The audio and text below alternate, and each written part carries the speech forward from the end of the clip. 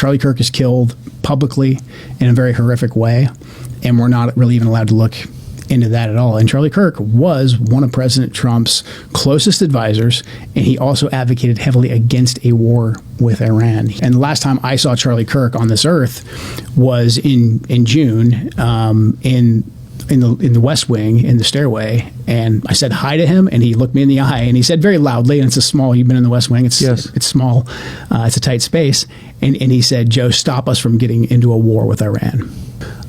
So when one of President Trump's closest advisors, who is vocally advocating for us to not go to war with Iran and for us to rethink at least our relationship with the Israelis, and then he's suddenly publicly assassinated, and we're not allowed to ask any questions about that.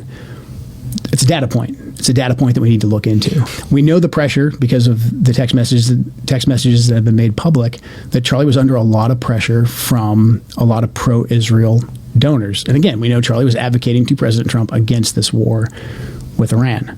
I don't understand why you would ever turn down help in an investigation from a U.S. agency with a lot of experience in gathering intelligence on things. That's your job. The FBI will say, and the DOJ will say, that because it's an ongoing case, it's a Utah State case, that back off, they've got it. They've got a smoking case. They've got the fingerprints on the gun. And the National Counterterrorism Center's mandate is to investigate any foreign ties, to see if there's potentially any foreign ties. If we don't find any foreign ties, we back off. What I'm saying, without getting into too much detail, is there was more for us to investigate.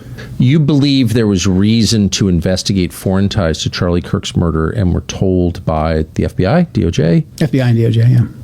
No, you're not allowed to investigate that. Stop. It's done. They basically cut off our access to be able to get into that information.